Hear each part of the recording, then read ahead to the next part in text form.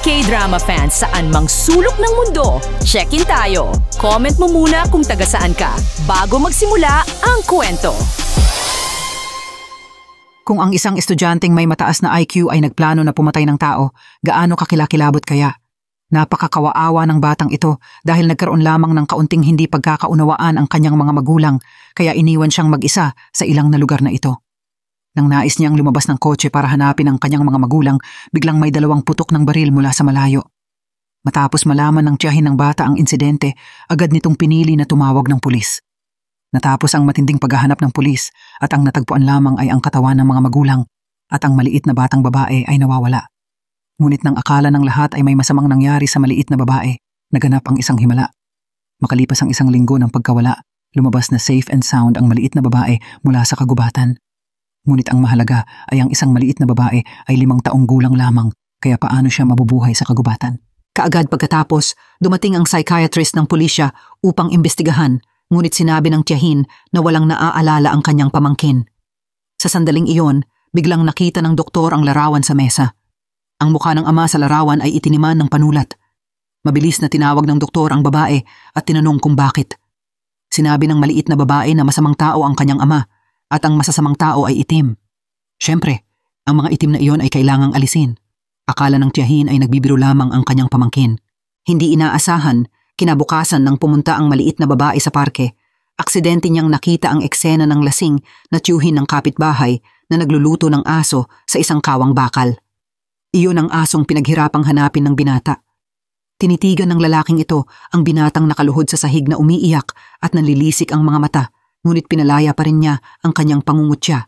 Sinabing talaga namang itinuring mong kamag-anak ang mga aso, nababaliw na nga ang mga tao ngayon. Ang maliit na babae na nakatayo sa di kalayuan ay nakasilip sa buong proseso. Pag-uwi, palihim na pumasok ang maliit na babae sa bahay ng lalaking ito. Habang ito ay mahimbing na natutulog, kumuha siya ng lighter at sinindihan ang uling. Ngunit walang makakaasang isang batang babae na 5 taong gulang ang gagawa ng ganoong bagay.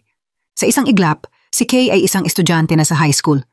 Nang araw na iyon, natuklasan niya at ng kanyang mga kaklase ang bangkay ng isang gutom na pusa sa sira-sirang palikuran ng mga babae. Pinuwesto ni Kay ang isang kahon at inilagay dito ang pusa. Ang katabi niya ay naamoy ito. Ito ay isang hindi maipaliwanag na kakaibang amoy. Marahil ay nalaso ng pusa at ang tunay na salarin sa likod nito ay tiyak na isang tao sa paaralan. Pumunta si Kay sa rooftop kasama ang mga kaklase at nagsimulang magmasid sa mga tao sa kabilang kalsada. Pagkatapos ay lumitaw ang isang kakaibang ngiti sa mga labi ni Kay. Nahanap na niya ang taong pumatay sa pusa. Tinanong ni Kay ang estudyanteng katabi, "Kung nahanap mo ang mamamatay tao, ano ang gagawin mo?" Sabi ng kaklase na parurusahan ko ang lalaking ito dahil naglakas loob na patayin ng malupit ang pusa. Sa panahong ito, may naisip na si Kay. Ang tiyuhin ng kapitbahay ay naglabas ng isang mangkok ng gatas para inumin. Kaagad pagkatapos, nagsimula siyang makaramdam ng pagkahilo at humapay-hapay papunta sa pinto. Natuklasan niyang ang pinto ay kinainan ng iba mula sa labas. Sa huli, ang lalaking ito ay sumuka at namatay sa harap ng bahay. Sa kabilang panig ng pinto ay si Kay na biglang nagmanipula ng mga eksena. Nang umalis ang lalaking ito sa bahay, palihim siyang pumasok sa kanyang silid. Dumiretso siya sa ref pagkatapos ay ibinuhos ang pre-prepared na antifreeze sa gatas at naghintay na umuwi ang lalaking ito. At bakit niya ginawa iyon? Ito ay dahil malupit niyang nilason ang pusa ng paaralan. Mula noong nangyari iyon, tila naakit si Kay sa pakiramdam na ito. Nagsimula siyang maghanap ng mga masasamang tao na hindi pa napaparusahan. At ang kanyang susunod na target ay ang lalaki sa telebisyon na naaresto dahil sa panggagahasa, ngunit sa huli ay napawalang sala. Una, sinundan niya ang lalaki papunta sa milk tea shop, pagkatapos ay tinawag ang kanyang mga junior na nagkunwaring network maintenance worker ay pumasok sa tindahan. Ginamit ng taong ito ang dahilan ng pag-aayos ng network upang kopyahin ang lahat ng datos mula sa telepono ng lalaki at ipinadala ito kay Kay. Pagdating ng datos, ang telepono ng lalaki ay patuloy na tumatanggap ng mga mensahe. Maraming fans ang naguudyok sa kanya na mag-post ng bagong balita. Nais nilang makakita ng maraming lihim na kinuhang video mula sa lalaki. Ang susunod na tanong ay paano makagawa ng pagpatay na may perpektong alibi. Bumili si Kay ng maraming potato chips para iuwi. Bilang isang eksperimento, kumuha siya ng pandikit at idinagdagan ng mantika sa proporsyon. Pagkatapos ay idinagdag ang pandikit sa potato chips, sa wakas ay itinapon ito sa harap ng daga. Ang daga ay kumagat lamang ng napakaliit na piraso, mabilis itong nalason at namatay. Pagkatapos ay kinontak ni Kay ang kanyang mga tao. Ang mga taong ito ay may iisang bagay na pare-pareho. Iyon ay lahat sila ay may dalang isang black cloth doll. Pagkatapos ay magpapadala si Kay ng mensahe sa Wolf Friend Exchange Group. Ang mga larawang kinuha sa ilalim ng palda ng babae sa paaralan ay makakatanggap ng malaking halaga ng pera. Tulad ng inaasahan, nais ng lalaki na makakuha ng mataas na gantimpala kaya pumayag siya. Kinabukasan, siya ay may suot na itim na sombrero ay lumitaw sa School Garden Memorial. Ang water bottle sa kanyang kamay ay patuloy na naghahanap sa ilalim ng palda ng babae. Palibhasay ang water bottle ay may nakakabit na camera lens. Hindi lamang iyon, kahit ang itim na sombrerong suot ng lalaki ay may nakakabit din na maliit na camera para makita ng mga fans ang video. Pumasok siya sa isang hamburger shop at patuloy na tumingin sa babaeng estudyanteng nakabihis maid. Ngunit hindi niya alam na matagal na siyang tinitigan ng anghel ng kamatayan. Una, pinaghalo nila ang mantika at pandikit at inilagay ito sa tindahan. Inilabas ito ng waiter nang hindi tumitingin at ibinuhos sa kawali. Ang mga fries na nalubog sa mantika ay sa wakas ay lumitaw sa harap ng lalaki. Ang tinuro ng lalaki ay kumagat, ngunit kailangang magbayad ng kanyang buhay. Ang mga junior ay di nagtagal na ambush siya at nagbuhos ng isang chemical sa bubble tank. Ang mga bula na lumulutang sa hangin ay dinurog ng lalaki. Pagkatapos ay dumaan ang lalaki sa eksena ng water balloon throwing match. Ang water balloon na naglalaman ng chemical reagent ay tiyak na tumama sa ulo ng lalaki at ito ay ganap na nag-anunsyo ng kanyang pag-alis. Ang tatlong hindi nakakalasong chemical na reagent na pinaghalo ay napakabilis na nagdulot sa kanyang mamatay sa tabi ng kalsada. At ang tunay na mamamatay tao sa likod ng mga eksena ay may perpektong alibay. Ngunit sa sandaling iyon, isang babaeng namumutla ang muka ang lumapit sa harap ng lalaki. Sa panahong ito, hindi alam ng babae na patay na siya. Sinabihan pa niya itong burahin ang kanyang video. Sa pagtingin sa naiibang lalaki sa harapan niya, kinuha niya ang patalim na itinago niya noon at direktang sinaksak ito sa dibdib. Napagtanto ng nabaliw na babae na siya ay naging isang mamamatay tao sa harap ng madla. Pagkatapos nito, agad siyang inaresto ng pulis. Sa pagtingin sa hitsura ng babae habang ito ay inaakay palayo, labis na hindi natuwa si Kay sapagkat malinaw na siya ang pumatay sa lalaki.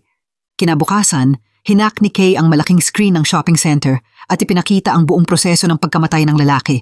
Dahil nais ipaalam ni Kay sa lahat na ang tunay na mamamatay tao sa likod ng lahat ay ibang tao. At isang babaeng nakabalot sa kumot sa karamihan ng tao ay nakakita ng modus operandi ni Kay. Ang lalaking ito ay nakalog in sa isang website sa bahay. Biglang kumalat ang doorbell ng pulis. Mas gugustuhin niyang mamatay kaysa sumunod, sinubukan niyang harangan ang pinto. Sa sandaling iyon, natuklasan ni Kyungi ang cloth doll sa bahay ng lalaki. Nagmadali siyang kunin ang manika, ngunit sa huli ay pinalayas pa rin siya ng manager ng real estate. Nabigo siyang buksan ang computer ng lalaki, ngunit alam nilang tiyak na may kinalaman ang lalaki sa mamamatay tao. Matapos umalis ang grupo ni Kyungi, ang lalaking nakatayo sa bintana ay kumuha ng larawan sa kanila gamit ang isang kamera at ipinadala ito kay Kay para makita. Ito ay nagparamdam kay Kay ng napakakaiba. Hindi siya isang pulis, ano ang ginagawa ng spy ng insurance company para habulin ito hanggang sa dulo. Punong-puno ng pagdududa si Kay at palihim na binuksan ang cabinet ng kanyang tiyahin. Hinanap niya ang access card ng insurance company sa loob. Nagkunwari siya bilang isang cleaning staff at maayos na pumasok sa insurance company. Palihim siyang pumunta sa opisina ni Kyungi at aksidenteng nakakita ng ebidensya na detalyadong nakasulat sa blackboard na siya ay lihim na pumatay sa lalaki. Bilang tugon sa isang artifact, nagkabit si Kay ng pre-prepared na eavesdropping device sa lampara. Hindi inaasahan, biglang bumalik ang assistant ni Kyungi sa opisina para diligan ang mga potted plant. Nang paalis na siya, aksidente niyang natuklasan ang isang sobrang basurahan sa opisina. Kaya itinulak ng assistant ang basurahan papunta sa parking garage. Sa pag-ikot niya para umalis, umakyat si Kay mula sa basurahan at mahinahong dumaan sa assistant.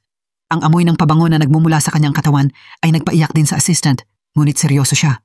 Pagbalik tanaw, imposibleng ang cleaning staff ay may amoy ng pabango kaya agad niyang hinabol ang lalaking ito. Naramdaman ni Kay na may mali at mabilis na tumakbo palayo. Hindi inaasahan, sinundan pa rin siya ng assistant at naipit siya nito sa dulo ng daan. Tumalon siya ng direkta mula sa rooftop sa kasamaang palad na bali ang kanyang binti. Ngunit matagumpay na naputol ang assistant. Pagkatapos nito, sumakay siya sa bus at umalis. Bumalik ang assistant sa opisina, agad na iniulat kay Kyungi na ang perpetrator ay nasugatan ng kanang binti. Mabilis na natagpuan ni Kyungi si Kay at naghanda upang tingnan kung nasugatan ang kanyang kanang binti. Hindi inaasahan, si Kay na nais patunayan ang kanyang kawalan ng kasalanan ay talagang tumayo at tumalon mula sa entablado. Nagkunwari pa siyang walang nangyari. Matapos matuklasang hindi nasugatan si Kay, umikot at umalis si Kyungi. Ang ekspresyon ni Kay ay agad na hindi na mapigilan.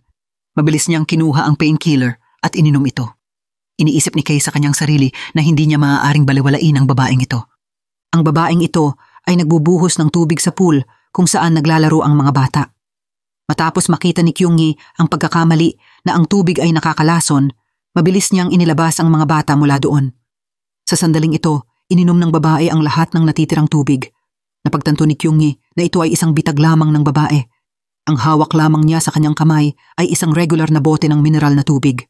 Ang lahat ay nasa kontrol ni Kay at sa kabilang banda, ang kasamahang namamahala sa pangangasiwa sa kotse ay nagkaroon din ng aksidente. Ang amoy ay napakakaiba. Ang gas na inihanda ni Kay ng maaga ay dahan-dahang kumakalat. Ang mga kasamahan ay nagpakawala upang makalabas, ngunit natagpuan na ang pinto ng kotse ay hindi mabuksan. May naglock ng pinto ng kotse mula sa labas bago. Sa sandaling iyon, ang 2 tao sa kotse ay nawalan ng malay. Nang bumalik si Kay, wala na ang kotse. Sa panahong ito, napagtanto ni Kyung-hee na ang tunay na perpetrator sa likod ng mga eksena ay hindi madaling pakisamahan. Kung ipagpapatuloy niya ang pagsisiyasat, ang kanyang kasamahan sa tabi niya ay marahil ay mapapanganib. Nang magising ang kanyang kasamahan mula sa pagkawala ng malay, nakita niyang ang paligid ay pusikit na dilim at hindi niya makita ng malinaw ang anuman. Nagpakawala ang 2 tao sa lubid at pagkatapos ay binuksan ang takip ng kahon at natuklasan na ang labas ay isang sobrang laking container. At sa ilalim ng kanilang mga paa, maaari nilang maramdaman ang malamig na tubig dagat. Maliwanag na sila ay natigil sa dagat. Mabilis na tinawag ng mga kasamahan si Kyung-hee. Agad niyang pinangunahan ang kanyang assistant na nakaupo sa tram upang magmaneho papunta doon. Ngunit hinanap nila ang lahat ng nakapaligid na katubigan ngunit hindi makahanap ng anumang mga container. At sa kabilang banda, ang container ay dahan-dahang natatakpan ng tubig dagat. Ang 2 tao sa container ay naghihirap pa rin, naghihintay ng pagliligtas. Nang pumunta si Kyung-hee sa beach, ang ibabaw ng dagat ay napakatahimik. Ito kaya ay ang lokasyon ng container ay wala sa beach. Kaya agad na kinuha ni Kyung-hee ang kanyang cellphone at nagsimulang mag-analisa ng sea area. Ang 2 tao ay nawala malapit sa parking lot. Sa di kalayuan, isang freshwater lake ang nakakuha ng atensyon ni Kyung-hee. Sa panahong ito, ang container ay ganap ng natakpan ng daloy ng tubig. Ang water pressure sa tangke ay umabot na sa limitasyon nito. Ang mga kasamahan sa loob ay ginawa ang lahat ng kanilang makakaya at sa wakas ay binuksan ang pinto sa ilalim ng container. Ngunit ang pinto ay kailangan ng may humawak. Hiniling ni Jae-ha na umalis muna ang lalaki. Sa sandaling lumangoy ang mga kasamahan palabas ng tubig, agad na dumating si Kyung-hee para sumaklolo. Si Jae-ha ay sa wakas ay na-rescue at ganap na nawalan ng malay. Buti na lamang at pareho silang walang anumang malubhang problema. Ngunit ang tunay na mastermind sa likod nito ay si Kay. Sa panahong ito ay pinagmamasdan niya ang lahat sa pamamagitan ng isang telescope mula sa malayo. Hindi inaasahan, biglang lumitaw ang isang tiyuhin sa tabi ni Kay. Ang tiyuhin na nag-angkin na siya ay isang eksperto ng Bird Lovers Association ay nagsabi na kamakailan ay lumitaw ang isang napakabihirang kingbird. Patuloy niyang inililipat ang telescope na nagdulot kay Kay na tumingin sa kalitkanan at halos himatayin. Pagkatapos ay kinuha ng tiyuhin ang isang pakete ng mga tissue at ibinigay ito kay Kay. Tumanggi si Kay at naghanda upang ipagpatuloy ang pagmamasid kay Kyung-hee. Hindi inaasahan na 2 pulis ang hahanap kay Kay sa panahong ito. Sinabi niya na kamakailan ay nakatanggap siya ng kahina-hinalang impormasyon na may nagdadala ng droga. Hindi alam ni Kay kung ano ang gagawin. Hindi inaasahan, natuklasan ng pulisya ang droga sa isang bag ng tissue. Maliwanag na walang masabi si Kay sa kawalang katarungan. Sa kasamaang palad, dinala si Kay sa istasyon upang tumanggap ng investigasyon. At ang tunay na salarin sa likod ng lahat ay patuloy na humahabol sa mga junior ni Kay. Kaya ano ang nangyari? At hindi masyadong pinansin ni Kyung-hee iyon. Matapos matiyak na ligtas sina Jae-ha at ang kanyang mga kasamahan, agad na binuksan ang isang investigasyon. Dagdag pa sa pag-alam na nakakulong si Kay sa istasyon, mabilis na tumakbo si Kyung-hee sa presinto. Binuksan ng lalaki ang isang tambak ng telepono sa kanyang bulsa at hinugot ang isang magagamit. Si Assassin Kay, na dalubhasa sa pagpatay ng masasamang tao, ngayong gabi ay sasakay ng eroplano papuntang ibang bansa. Matapos malaman ang balitang biglang abala ang lahat, isang malaking bilang ng mga tagasunod ay inayos sa paliparan sa labang bayan. Nahalo sila sa pangkat ng mga pasaherong sumasakay sa eroplano. Ang buong paliparan ay nabalot ng isang masalimuot at kakaibang network. Ang mga taong ito ay hindi mula sa pulisya, kundi tumanggap ng mga utos mula sa isang matandang babae na mahigit sa 60 taong gulang, ang boss sa likod ng kumpanya ng siguro. Sa pagkakataong ito, ay personal din siyang pumunta sa lugar ng pag-aresto. Ngunit ang pagkakakilanlan ng may puting buhok na matandang ito ay laging misteryo. Sa panahong ito, pumunta si Kay sa paliparan para magrehistro at agad na naging target ng mga taong ito. Ngunit hindi nila nakita ang kinaroroonan ni Kay. Sa panahong ito, natanggap ng tiyahin ang text message ni Kay. Nagkita ang dalawa sa gate ng paliparan. Sina Kyunggi at ang kanyang assistant ay naghihintay din sa labas. Ang oras ng take-off ay papalapit na. Nagsimula ng mag-anunsyo ng boarding ang mga speaker ng paliparan. Nag-alala ang tiyahin, agad na dinialang numero ni Kay. Agad na nilocate ng grupo ng presidente kung nasaan si Kay at natuklasang pumasok na si Kay sa paliparan. Ang paglitaw ni Kay ay nagpahinga rin ng hininga ni Jeha. Ang kalooban ay sandaling nagpahinga at pagkatapos ay muling naging balisa. Ang lokasyon kung saan lumitaw ang signal sa telepono ay walang makita si Kay. Ang kamera ng paliparan ay hindi rin siya matagpuan. At nang muling kumonekta ang tawag, natuklasang nandoon pa rin si Kay sa bahay nang hindi gumagalaw. Kahit ang cellphone ay dinala sa paliparan ng Junior, pagkatapos ay nakipag-usap sa kanyang tiyahin sa pamamagitan ng two-way call. Gaano man kalaki ang pagsisikap sa Skynet, ito ay walang saysay. Pagkatapos magtapos ng tawag, itinapon ang telepono sa basurahan. Ang paliparan ay kanina maingay, ngunit ang pag-urong ng mga staff na nanghuhuli ay bigla. Ang kapaligiran ay naging kakaibang tahimik. Nang malaman ni Kay na ang kabilang panig ay maraming taong nais hulihin siya, hindi lamang siya natakot kundi napuno pa siya ng pakiramdam ng tagumpay. Habang kinukutya niya ang kanyang sarili dahil napapansin siya ng maraming tao, labis siyang naging proud. Biglang may anino sa labas ng pinto. Natuklasan ni Kyunggi ang pinagtataguan ni Kay. Tinitignan niya ngayon sa pamamagitan ng glass door si Kay. Agad na nagpa siya si Kyunggi na hilahin ang pinto. Si Kay ay nasa loob pa rin ng kwarto at ayaw buksan ang pinto. Ngunit kung magpapatuloy ito, hindi ito ang paraan. Desidido niyang binuksan ang pinto at dinakma ang palang tabi na handang hampasin si Kyunggi. Matapos mabilis na isara ni Kyunggi ang pinto, ang sitwasyon ay agad na bumaliktad, nagbago kay Kyunggi na humahawak ng pinto. Sa pagkasabay na desperasyon, sinusubukan itulak ni Kay ang pinto. Sa huli ay hindi kayang talunin ni Kyunggi ang lakas ni Kay. Napakabilis, natulak ang pinto ni Kay, agad na tumayo si Kay na parang walang nangyari sa harapan ni Kyunggi. Ano kaya ang magiging laban ng isang 20 taong gulang na baliw na mamamatay tao sa isang 50 taong gulang na babaeng detective? Si Kyunggi ay nanatili sa bahay sa buong taon para maglaro ng mga laro. Dahil matagal na hindi nakakapag-ehersisyo, maliwanag na hindi kalaban si Kay. Tiniyak ni Kay ang mukha ni Kyunggi at pagkatapos ay iniwaksi ang huling suntok na nagbigay sa kanya ng isang napakabigat na blow. Napalo hanggang sa punto ng halos mawala ang kanyang buhay. Sa isang mahalagang sandali, dinakma ni Kyunggi ang isang bote ng pintura sa mesa at isinpray ito sa mukha ni Kay. Pagkatapos gumanti ni Kay, natuklasan niyang nakakadena siya kay Kyunggi at pagkatapos ay direktang sinundan. Ang susi ay naisip na sa paggawa nito ay susunod si Kay ng maayos. Hindi inaasahan, hinila ni Kay si Kyunggi sa tabi ng mesa at humawak ng mahabang kutsilyo upang hampasin siya. Sa sandaling ito, biglang lumipad ang isang lambat at direktang nakulong ang 2 tao dito. Ito pala ay ang pipi na assistant ni Kyunggi, ngunit napakabilis na gumamit si Kay ng kutsilyo upang putulin ang lambat. Ang assistant, nang makakita ng masama, mabilis na tumakbo palayo. Itinapon din ni Kay si Kyunggi sa dingding, pagkatapos ay tinanggal ang kanyang hairpin, binuksan ang posas at tumakas. Di nagtagal pagkatapos tumakbo, nakilala ni Kay ang patrol na pinangunahan ng assistant. Ngunit ang pipi na assistant ay hindi maipaliwanag. Ilang simpleng pangungusap lamang ang sinabi ni Kay upang gambalain ang patrol. Nang tumugon sila, si Kay ay nasa skateboard na at tumakas. Mabilis na kinuha ng assistant ang yate para habulin. Hindi inaasahan, tumalon si Kay sa tubig. Muli na namang nawala ang tunay na salarin sa harapan ni Kyunggi. Nakakita ka na ba ng ganoong kakaibang kumpanya? Ang pang-araw-araw na afternoon tea ng mga empleyado ay esensyal na isang tasa ng gamot. Ngunit ang lahat ng mga empleyado ay ipinagmamalaki sapagkat ang kanilang boss ay hindi lamang chairman ng nakalista korporasyon kundi isang kandidato para sa susunod na alkalde.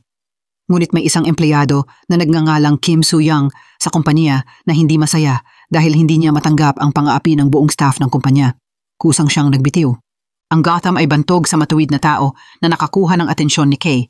Upang malaman ang target ng pagpatay ni Kay, pumunta siya at ni Jeha sa kumpanya ni Gotham para magmanman. Kay Gotham, kumuha si Kyunggi ng murang fruit juice mula sa gift bag para sa kanya. Sa ibabaw ay sinabi ni Gotham na gusto niyang inumin ang fruit juice na ito, ngunit pagkatapos buksan ang bote ay hindi siya uminom. Sinamantala niyang pag-usapan ang kaso kay Jeha at ibinalik ang bote sa mesa. Nakakuha rin ng kanyang atensyon ang aksyon na ito. Nang magtanong si Kyunggi tungkol sa kaso ng hidden camera, laging nagpapakita ng nakangiting mukha si Gotham, ngunit tila ang bawat pangungusap ay pabago-bago ng paksa. Pagkatapos ay umalis ang dalawa sa opisina. Sa mga mata ni Kyunggi, si Gotham ay hindi talaga isang gentleman, bagkus ay isang hypocrite na nagkukunwaring gentleman. Tulad ng sinabi ni Kyunggi, nang mag-isa na lang si Gotham sa silid, inihayag niya ang kanyang masama at baliw na mukha. Pagkatapos tumayo sa harap ng elevator at magbilang ng 5 segundo, agad na tumalikod si Kyunggi at bumalik sa kanyang opisina. Nakasalubong niya si Gotham na tapos nang maglabas ng galit. Pagkatapos ay humiga si Kyunggi at nagkunwang may nakalimutan. Sa sandaling iyon, nakita niyang ang mga basag na salamin ay nakadikit pa sa pantalon ni Gotham. Hinulaan niyang ang lalaking ito ay tiyak na isang demonyo na hindi ang iniisip niya. Ang susunod na target ng pagpatay ni Kay ay si Gotham. Ngayon ang pangkat ng investigasyon ay naharap sa isang komplikadong problema. Ang mga taong tulad ni Gotham ay nararapat lamang. Kung talagang balak atakihin ni Kay si Gotham, kung gayon ay dapat bang mamagitan si Kyunggi o hindi. Ngunit ang bahay ni Kay ay napalibutan na ng pulisya, kaya kailangan niyang gumalagala sa mga kalye araw-araw. Kailangan lamang niyang mamuhay sa ilalim ng overpass. Kahit sa ganitong mahigpit na kapaligiran, determinado pa rin siyang isagawa ang plano. Dapat bang pangasiwaan ayon sa batas ang isang mamamatay tao na dalubhasa sa pagpatay ng masasamang tao? Ang lalaking ito ay naghahanda na pumunta sa kumpanya. May 4 na escort car sa tabi niya. Pagpasok niya sa kumpanya, may 2 dosenang mga binata na nakaitim na yumukod para mag-welcome. Dahil hindi lamang siya presidente ng nakalista kumpanya, kundi isang kandidato para sa susunod na tanggapan ng alkalde. Ngunit kahit na ganun, hindi siya nakawala sa parusa ni Kay. Sa isang iglap, sa harap ng gate ng kumpanya, may lumitaw na item at ang mga tao ay nagmadaling tingnan ito. Sa susunod na segundo, sumabog ang item. Matapos malaman ito, inilagay ni Gotham ang lahat ng responsibilidad sa ulo ng pinuno ng Departamento ng Seguridad. Pagkatapos ay gumastos siya ng malaking halaga upang umupa ng mas maraming security guard. Isinumpa niyang gawing solidong tanso at pader ng bakal ang meeting room. Ngunit hindi nito lubos na naapektuhan ang plano ni Kay. Sandali pagkatapos, ang kaganapan ay nagpatuloy ng normal. Ang pangkat ng investigasyon ni Kyunggi ay laging nangangasiwa sa lugar. Si Jeha ang namamahala sa pag-uutos.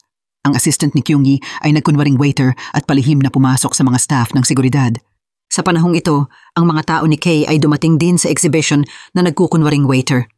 Dahan-dahang itinulak niya ang bombang food cart papunta sa malaking hall pagkatapos ay pinindot ang button.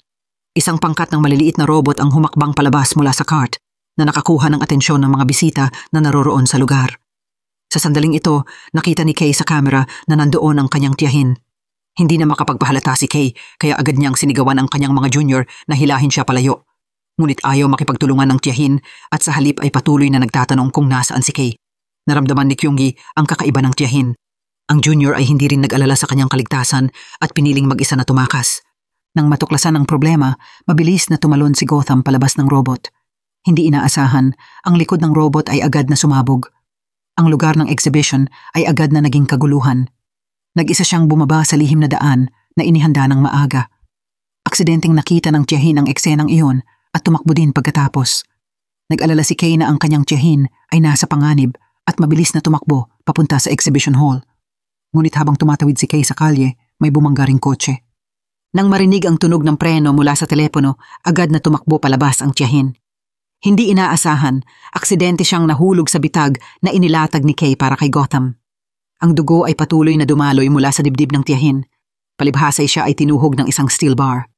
Nang dumating si Kay, huminto na ang paghinga ng kanyang tiyahin. Sa sandaling ito, si Kay ay ganap na nahulog sa kawalan ng pag-asa. Kahit si Gotham, ang taong orihinal niyang balak patayin, ay inilabas ni Jeha. Walang oras para maging malungkot. Mabilis na hinila ng mga junior ang kamay ni Kay papasok sa kotse. Ang direktor ay hinila din sa isang bakanting lote ng mga tauhan ni Jeha. Sinimulan din siyang tanungin ni Chairman Zhang sa pamamagitan ng video. Makikita na pamilyar na pamilya si Gotham sa matandang babaeng ito. Tila may ilang lihim na nakatago sa pagitan nila. Patuloy na sinasabi ni Gotham na ito ay lihim, ngunit ang matandang babae ay naramdaman na ang mga patay lamang ang tunay na tahimik. Una, kinuha ng kanyang mga tauhan ang isang karayom at itinurok ito sa katawan ni Gotham ng hindi kilalang gamot. Agad na nawalan ng malay si Gotham. Pagkatapos ay hinila siya sa kotse at ini-seatbelt.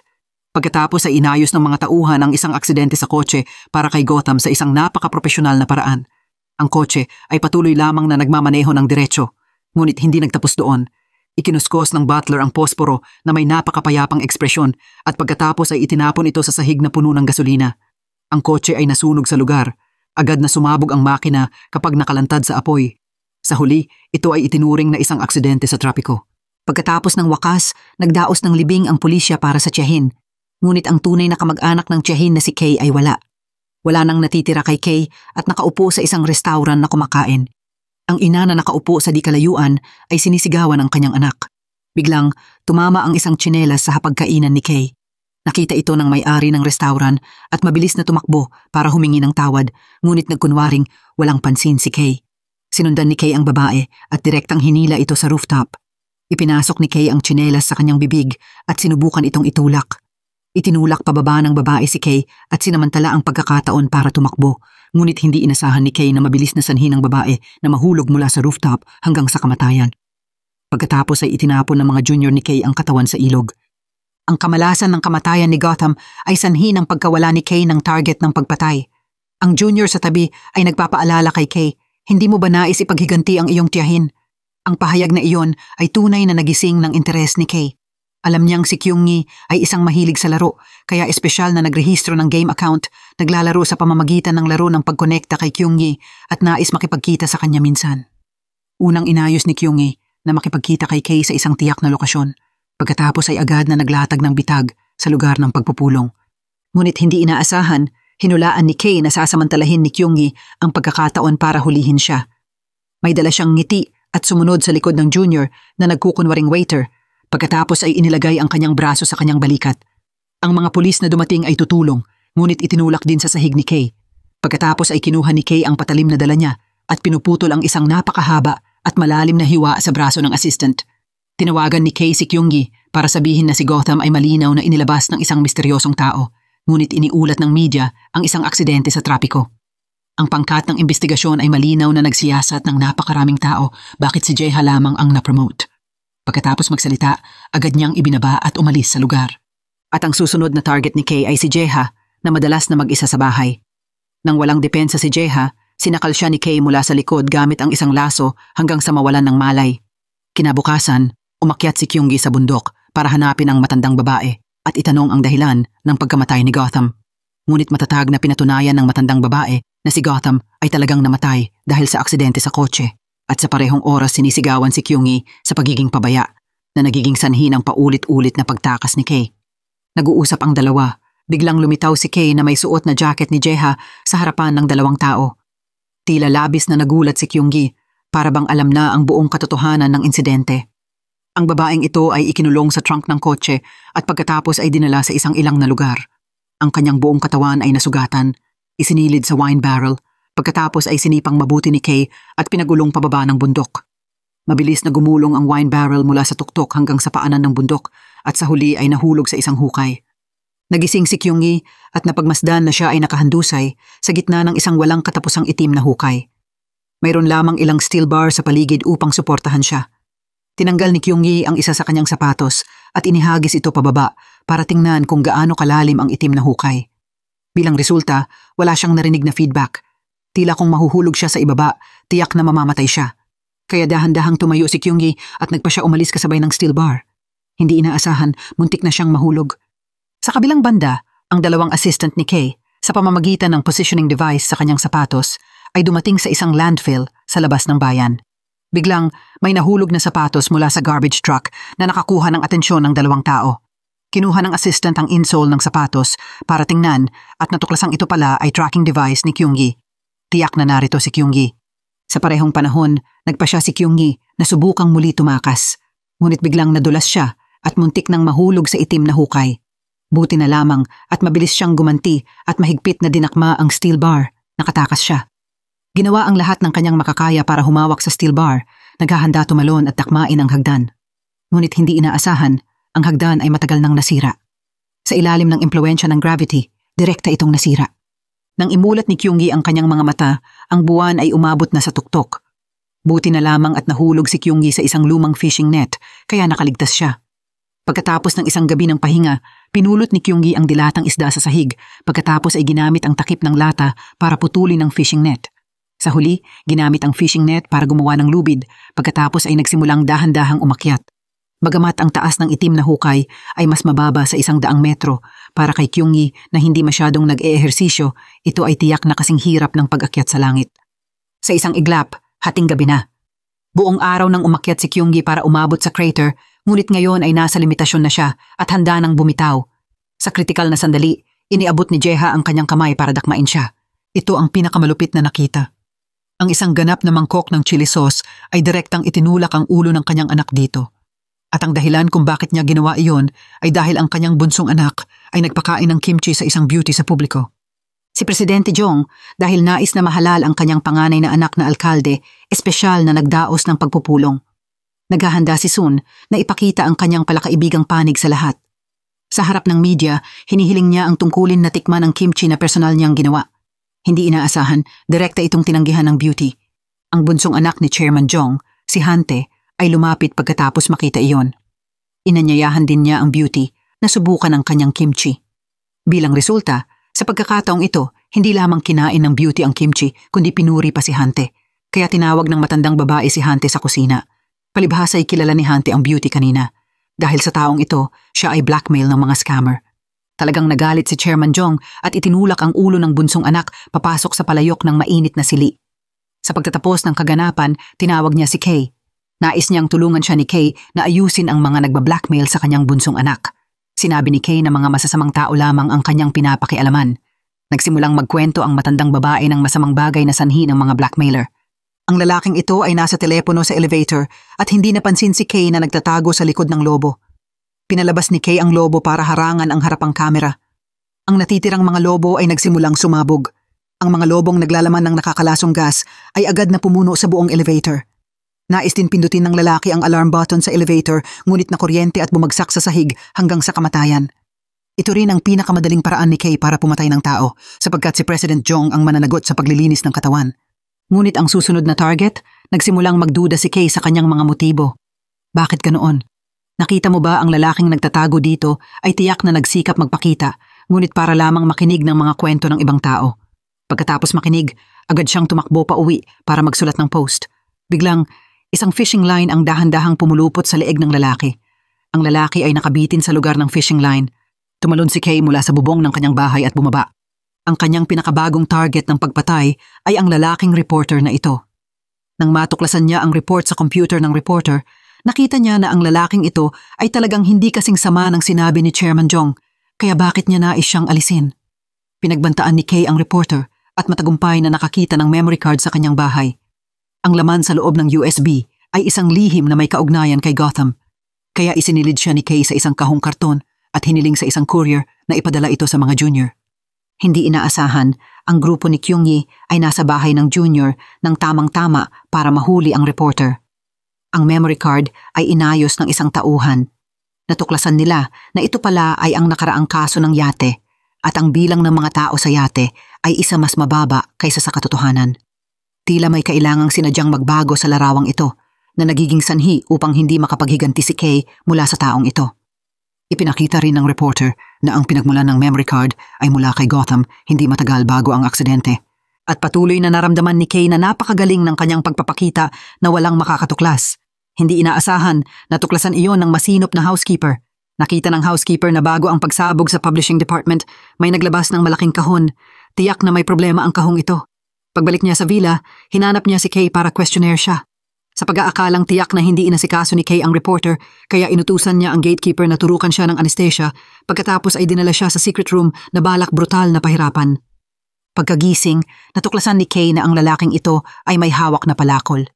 Hindi mapigilan ang pagkiling ng kanyang bibig. Hindi alam ng lalaking ito na nakasalubong siya ng isang halimaw sa sandaling ito. Biglang may lumitaw na pagtawag ng saklolo mula sa selda. Ang kanyang susunod na gagawin ay hanapin si Chairman Jong para maghiganti. Siya ay isang scumbag na hindi ang iniisip niya. Sa harap ng mga pangunahing media, siya ang binatang parehong magiliw at may talino tulad ng sa nobela. Ngunit sa totoo lang, siya ay isang malupit na mayamang binata. Itinuturing niya ang buhay ng tao na parang basura. Madalas siyang sumakay ng mga pribadong yate papunta sa dagat para mag-ayos ng mga kaganapan. Nagtatago at gumagamit din siya ng maraming uri ng ilegal na droga. Ngunit tila napakakaswal niyang hawak ang kanyang telepono para kumuha ng larawan. Sa parehong panahon, binuksan din ni Kyungyi ang USB drive ni Gotham. Nalaman niya na ang taong inalis sa video ay ang bunsong anak ni Chairman Jong, si Hante. Inutusan ng matandang babae ang tagalikha ng isang hindi gustong aksidente na alisin si Gotham upang protektahan ang kanyang bunsong anak. Dalubhasa si Kay sa pakikitungo sa masasamang tao at siya rin ang paksa ng matandang babaeng ito na nais alisin sapagkat ang kanyang bunsong anak na si Hante ay isang scum beast. Nakarating na ngayon si Kay sa labas ng templo sapagkat ang susunod na taong nais pakialaman ni Kay ay ang bunsong anak ni Chairman Jong, si Hante. Ang matandang babaeng ito ay nagbibigay katwiran sa krimen na nagawa ng kanyang bunsong anak. Biglang may lalaking naghagis ng sulfuric acid diretso sa kanyang muka. Agad na nagkagulo ang eksena. Mabilis na naghubad ng shirt si Jeha para takpan ang lens ng reporter. Mabilis na dinala ang matandang babae sa ospital. Binisita rin ito ni Kyunggi. Ngunit hindi alam ng matandang babae ang dahilan kung bakit siya naging ganoon dahil kay Kyunggi. Nag-record si Kyunggi ng video ng insidente sa yate at ipinadala ito sa mga kilalang journalist.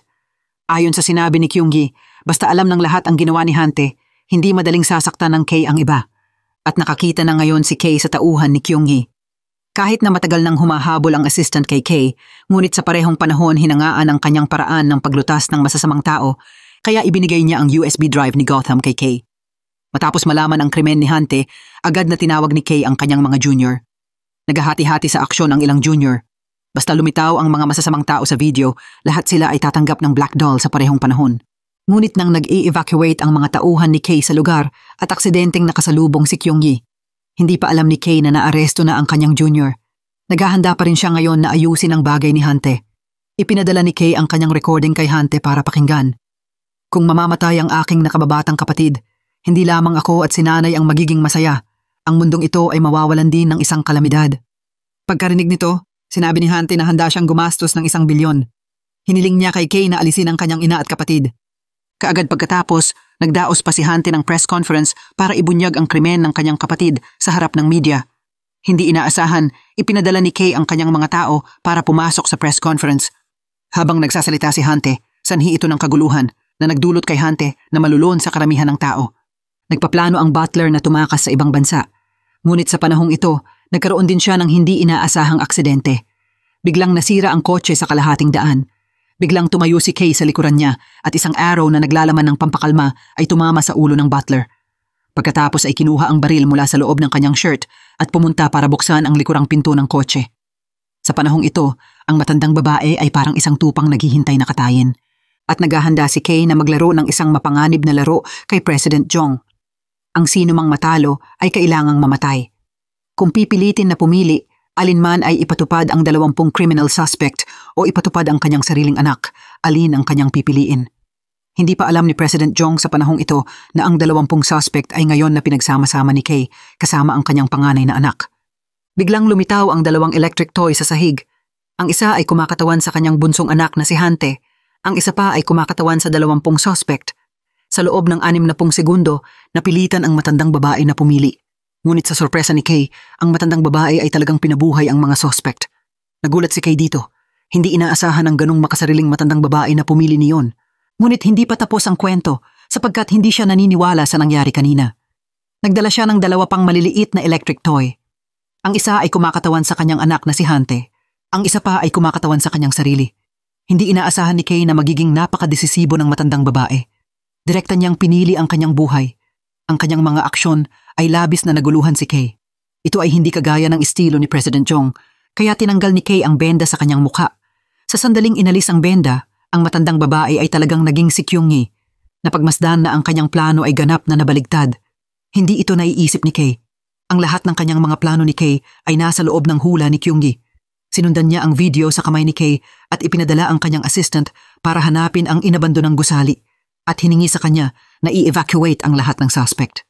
Sinabi ng isang suspect sa assistant, alam na nasa coma si Sun at nasa inabandonang gusali pa rin. Narinig ito ng assistant at agad na tumakbo papasok. Nang makita na magde-detonate na ng bomba si Kay, agad na nakakita si Kyunggi ng paksa para kausapin siya para bumili ng mas maraming oras. Hiniling kay Kay na ibigay sa kanya ang remote control.